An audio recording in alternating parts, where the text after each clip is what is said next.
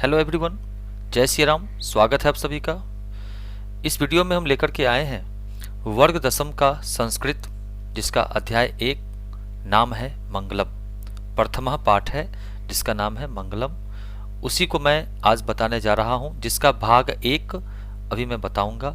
इसका फिर भाग 2 मैं जल्दी लेकर के आऊंगा। ठीक है, तो आइए शुरू करते हैं एक श्लोक के साथ। आप लोग भी इसे आंखों को बंद करके उच्चारण करने का प्रयास करेंगे। ओम गुरुर्ब्रह्मा गुरुर्विष्णु गुरुर्देवो महेश्वरः गुरु साक्षात् परब्रह्मा तस्मै श्री गुरवे नमः। अर्थात गुरुर्ब्रह्मा, गुरु ही ब्रह्मा है। गुरु विष्णु अर्थात गुरु ही क्या है? विष्णु है। गुरु ही देवों के देव कौन? महादेव महेश्वर है। गुरु साक्षात अर्थात गुरु ही साक्षात कौन है? पर ब्रह्म है। तस्मै श्री गुरुवे नमः। इन गुरु के चरण में मेरा कोटि कोटि प्रणाम है। तो आइए शुरू करते हैं आज का संस्कृत का प्रथम पाठ, जिसका नाम है, सामने स्क्रीन पर आपको दिख गया होगा, जिसका नाम है प्रथम पाठ, जिसका नाम है मंगलम। क्या नाम है? मंगलम। बड़ा ही प्यारा पाठ हो, ठीक है, बहुत ही प्यारा पाठ है। और ये मंगलम का मतलब क्या होता है कि आपका सदा मंगल हो, अच्छा हो, आपके अच्छाई के लिए। इस पाठ में कुछ उपनिषद से लिए गए मंत्र हैं। कुल कितने मंत्र? 5 मंत्र हैं श्लोक के रूप में। उन्हीं श्लोकों के अर्थ को और उसकी व्याख्या को हम आपके सामने आज प्रस्तुत कर रहे हैं। तो चलिए आगे बढ़ते हैं हम लोग। इस पाठ का जो परिचय है, इसको सबसे पहले हम लोग जान लेते हैं। कहता है साथ साथ, देखिए संस्कृत कई बार ऐसा होता है बच्चों को कि पढ़ने में काफ़ी ज़्यादा समस्या होती है। कोई दिक्कत नहीं, हम पढ़ रहे हैं एकदम स्लोली। आप भी मेरे साथ साथ पढ़ने का प्रयास करेंगे। या तो आपके पास पुस्तक हो तो अच्छी बात है, न हो फिर भी पुस्तक का ही यह भाग है, आप यहाँ से पढ़ सकते हैं, कोई दिक्कत नहीं है। ठीक है। उपनिषदः वैदिक वाङ्मयस्य अंतिमे भागे दर्शन शास्त्रस्य सिद्धांतान प्रकटयन्ति।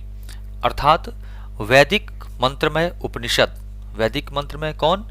उपनिषद, नीचे अर्थ दिया गया है कि अंतिम भाग में किसको? दर्शन शास्त्र के सिद्धांतों को बताया गया है। ये दर्शन शास्त्र क्या है?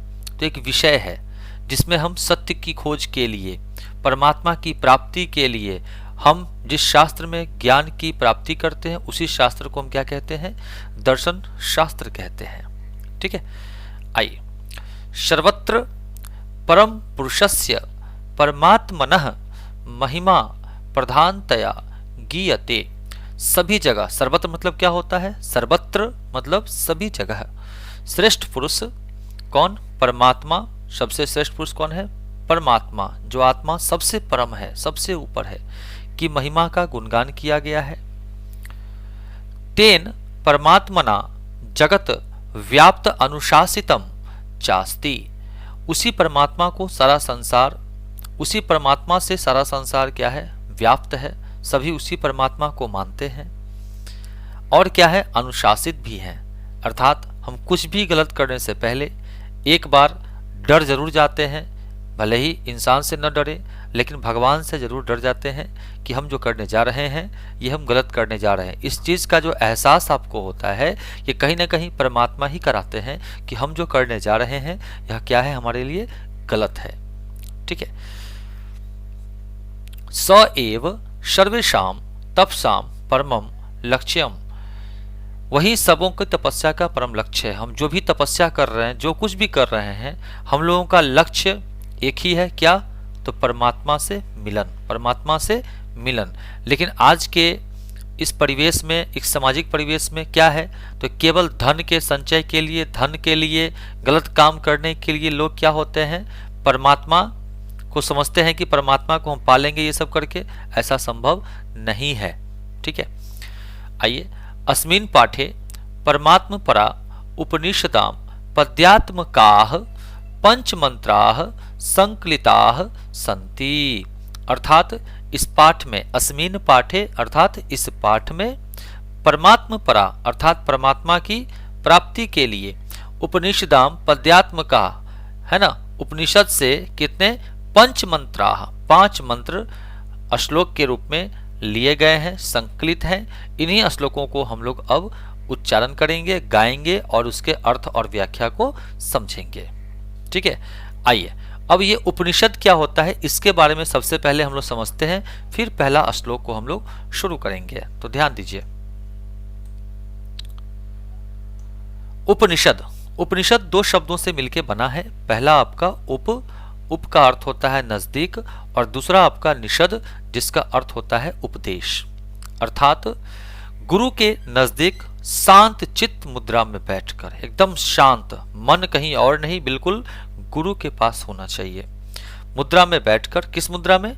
शांत चित्त मुद्रा में बैठकर अविद्या नाशक, अविद्या नाशक, अविद्या का नाश करने वाला, ब्रह्म ज्ञान संबंधी जो हम सद्ज्ञान, जो सद्ज्ञान सुनते हैं या सुना गया, उसी को हम क्या कहते हैं? उपनिषद कहते हैं। अर्थात गुरु के पास बैठ करके अच्छी अच्छी ज्ञान जो सीखे गए, उन्हीं को जिस ग्रंथों में लिखा गया, उन्हीं ग्रंथों को क्या कहा गया?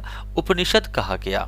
कुल उपनिषदों की संख्या कितनी है तो याद रखिएगा, 108 उपनिषद हैं। कितने? 108 उपनिषद हैं। उसके बाद अगर हम पुराण की बात करें तो टोटल पुराण कितने हैं? 18 पुराण हैं। और अगर हम वेद की बात करें तो कितने वेद हैं? 4 वेद हैं। ठीक है, ये याद रखना है आपको। वेदों की संख्या कितना? 4 टोटल, पुराणों की संख्या कितना? 18, और टोटल उपनिषदों की संख्या कितना? 108। ये याद रखना है। ठीक है, तो यहां देखिए, जैसा कि आपको चित्र में भी दिख रहा होगा, ऐसा आपको किसी किताब में नहीं मिलेगा। ठीक है, देखिए यहाँ पे ये गुरु हैं, ये हमारे गुरु हैं, और ये सभी क्या है? शिष्य यहाँ पे बैठ करके और गुरु से अपना पूरा शांत चित्त मुद्रा में बैठ के, देखिए आपको देख के ही लगेगा कि इन लोगों का ध्यान और कहीं नहीं है, केवल गुरु के द्वारा दिए गए जो सद्ज्ञान है, जो दिया जा रहा है, उसी के ऊपर इन सभी शिष्यों का ध्यान है। आजकल के शिष्य जो बैठते हैं गुरु के पास, क्या होता है? बैठे तो होते हैं, गुरु के समीप बैठे होते हैं, परंतु उनका ध्यान जो है वहां पे एकाग्रचित नहीं होता है। ध्यान उनका कहीं ना कहीं भटक रहा होता है, मन कहीं और होता है। ठीक है ना, तो ऐसा नहीं होना चाहिए, क्योंकि ऐसा अगर होगा तो ज्ञान की प्राप्ति आप कभी भी कर नहीं पाएंगे। ठीक है ना, तो ये देखिए शांत चित्त मुद्रा में बैठ कर गुरु की बातों को सुन रहे हैं, सद्ज्ञान की प्राप्ति कर रहे हैं, है ना, ब्रह्म ज्ञान संबंधी ज्ञान। तो इसी को कहा गया उपनिषद। यही क्या कहा गया? उपनिषद, जो ज्ञान की प्राप्ति करके के इन लोगों ने जो कुछ भी लिखा होगा, उन्हीं को क्या कहा गया? उपनिषद कहा गया। समझ में आ गई बात? आइए आगे बढ़ते हैं हम लोग।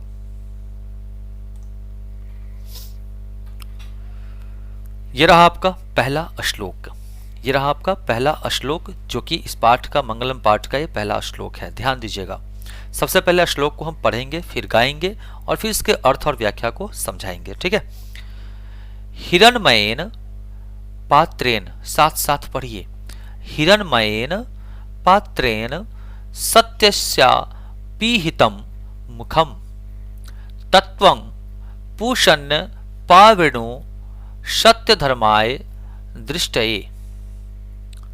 अब मैं इसको गाऊंगा। हिरणमयेन पात्रेण सत्यस्या पीहितम मुखम तत्वं पूषण्य पाविणो सत्य धर्माय दृष्टये।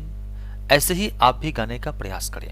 यहां ब्रैकेट में दिया हुआ है ईशावास्य, यानी ये उपनिषद का नाम है ईशावास्य उपनिषद, नाम है ईशावास्य उपनिषद।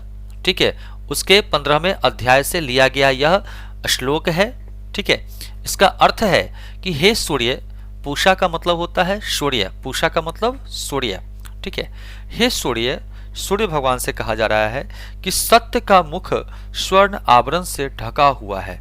आज के परिवेश में सत्य का मुख जो है वह किससे? स्वर्ण आवरण से ढका हुआ है, जिसकी चमक में सत्य की खोज कोई कर नहीं पा रहा है।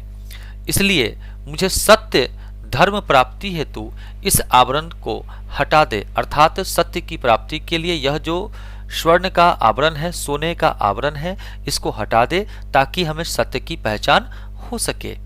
ठीक है, ये भगवान सूर्य से क्या किया जा रहा है? प्रार्थना किया जा रहा है। ठीक है, अब हम बात करते हैं इसकी व्याख्या की।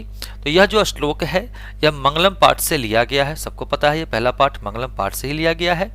और इस श्लोक की अगर हम बात करें तो यह कौन सा उपनिषद, ईशावास्य उपनिषद से लिया गया है, उसी में यह श्लोक का वर्णन है। इसमें क्या, तो सत्य की प्रधानता पर प्रकाश डाला गया है। सत्य की प्रधानता क्या है, सत्य की प्रधानता क्या है, सबको पता है कि सत्य की बहुत बड़ी प्रधानता है। नहीं, विद्वान लोग भी सांसारिक मोह माया के चक्कर में पड़कर सत्य की प्राप्ति नहीं कर पाते हैं। सांसारिक मोह माया समझते हैं, पति पत्नी, बेटा बेटी, भाई चचा, मौसा मौसी, ये सब क्या है, मोह माया है। ठीक है, तो मोह माया के चक्कर में पड़ करके और सत्य की प्राप्ति नहीं कर पाते हैं। और मनुष्य तो जीवन भर ही भटकते रहता है, इस मोह माया के चक्कर में जीवन पर्यंत केवल क्या रहता है, भटकते ही रहता है। कभी भी उसको सत्य की खोज में निकलने का मौका भी नहीं मिलता और सत्य का पता भी नहीं चल पाता, जीते जी पता नहीं चल पाता। मरने के बाद तो सभी कहते हैं राम नाम सत्य है, मरने के बाद सबको पता चलता है कि एक ही नाम सत्य है और वो कौन सा, राम का नाम। ठीक है, तो आइए, इसलिए ईश्वर से प्रार्थना की गई है कि हे प्रभु उस माया को मन से हटा दीजिए, जो मोह माया के अंधकार में हम घिर गए हैं उस माया को हटा दीजिए, ताकि परमेश्वर से हमारा साक्षात्कार हो सके, परमेश्वर से हमारा क्या हो सके, उनका दर्शन हो सके, परमेश्वर का क्या हो सके, दर्शन हो सके, एकदम सामने हम परमेश्वर को देख पाए। अर्थात आपका दर्शन पाकर इस जीवन मरण से हम क्या पालें, छुटकारा पालें, अर्थात मोक्ष की प्राप्ति हमें हो जाए, भगवान का शरण हमें मिल जाए। समझ गए बात, कोई दिक्कत नहीं। आइए अगले श्लोक में चलते हैं हम लोग।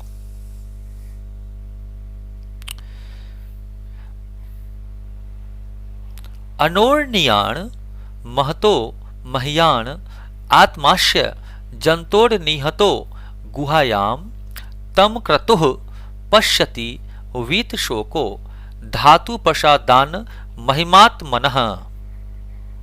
ठीक है, अब इसको हम गाने का प्रयास करेंगे।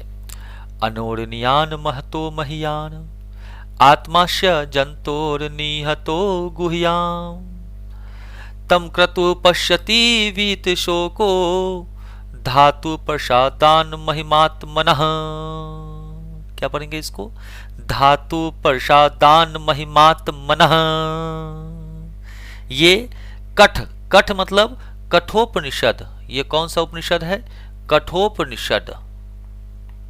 कौन सा उपनिषद, कठोपनिषद का ही शॉर्ट फॉर्म है, कठ लिख किया गया पे। ठीक है, इसके जो है इससे लिया गया यह जो है ये 1.2.020 जो लिखा हुआ है, ये इसको जरा कुछ नहीं समझना, ये यही रखिएगा कि पहला अध्याय का दूसरा पंक्ति का 20वां श्लोक इसी टाइप का कुछ इसका अर्थ होगा। ठीक है, तो आइए इसके अर्थ को समझते हैं। प्राणियों की यह आत्मा, प्राणियों की यह आत्मा हृदय रूपी गुफा में क्या है, बंद है। यहाँ इस फोटो में आप देख रहे होंगे कि यह एक प्राणी है, इसके हृदय में यह आत्मा क्या है, इस गुफा में, हृदय रूपी गुफा में क्या है, ये बंद है। कौन, आत्मा, जो क्या है, सूक्ष्म से सूक्ष्म यानी कि छोटा से छोटा, छोटा से छोटा और महान से महान है। आत्मा से बड़ा महान दुनिया में और कुछ भी नहीं होता है। ठीक है, जिसे बस में नहीं किया जा सकता। यदि आत्मा को वश में कर लिया जाए तो भैया मृत्यु को प्राप्त कोई होगा ही नहीं। ठीक है, और आत्मा कभी भी मरता नहीं है। ठीक है ना, इस इंद्रियों के प्रभाव से विद्वान शोक रहित होकर उस श्रेष्ठ परमात्मा को देखता है। यही इंद्रियां हैं, इनके प्रभाव से विद्वान क्या होते हैं, शोक रहित होकर के और परमात्मा को देखते हैं और अपने आत्मा का किससे, परमात्मा से मिलन करा देते हैं। एक शब्द है ओम, इस ओम का उच्चारण करने से हमारे शरीर की जितनी भी इंद्रियां हैं वे सभी क्या हो जाती है, काम करने लग जाती हैं। तो अगर प्रतिदिन अगर आप सुबह सुबह उठकर 108 बार ओम का उच्चारण करते हैं, उसका तरीका है, तो फिर आपके सभी इंद्रियों में कोई भी जो विकृति है वो पैदा होगी ही नहीं। ठीक है, तो आइए इसकी व्याख्या को हम लोग जानते हैं। यह आत्मा जो है, यह आत्मा कहाँ निवास करती है? तो हृदय रूपी गुफा में निवास करती है, जो सूक्ष्म से सूक्ष्म और महान से महान रूप में स्थित है। कहाँ? हमारे हृदय के गुफा रूपी इस अंदर में, हृदय के अंदर गुफा में, छोटा से छोटा है और महान से भी महान है। ठीक है। जीव सांसारिक मोह माया को त्याग कर, जितने भी सांसारिक मोह माया है, मैंने पहले भी बताया आपको मोह माया के बारे में, हृदय में स्थित आत्मा को साक्षात्कार करता है, तब उसकी आत्मा महान परमात्मा में मिल जाती है। जब तक आप सांसारिक मोह माया को नहीं त्यागेंगे, तब तक आपके इस हृदय रूपी जो गुफा में बंद है आत्मा, इसका परमात्मा से मिलन होने वाला नहीं है। तो सबसे पहले आप अपने मोह माया को त्याग दें। जीव, ये जीव में दीर्घ इकार होगा, जीव सभी सांसारिक बंधनों से मुक्त हो जाता है। विद्वान प्रभु से यही प्रार्थना करता है, जो भी विद्वान होते हैं वह प्रभु से यही प्रार्थना करता है कि हे प्रभु, हमें, यहाँ पे स्पेस होगा, हमें उस दिव्य, दिव्या नहीं दिव्य प्रकाश से आलोकित करो, दिव्य प्रकाश से आलोकित करो, जो आपका दिव्य प्रकाश है। ठीक है, कि हम शोक रहित होकर, शोक से रहित होकर अपने आप को उस परमात्मा से एकाकार कर सके, अर्थात उस परमात्मा से अपने आत्मा का मिलन कर सके। ठीक है, तो यहाँ पे आपको मैंने अभी बताया इस मंगलम पाठ से संबंधित 2 श्लोक, पहला और दूसरा। एक आपका कठोपनिषद से लिया गया और एक आपका किससे लिया गया? ईशावास्य उपनिषद से लिया गया। ठीक है, अगले भाग में हम लोग जानेंगे श्लोक संख्या 3, 4 और 5 के बारे में। तब तक के लिए धन्यवाद। मिलते हैं फिर अगले वीडियो में। जय हिंद, जय भारत, वंदे मातरम।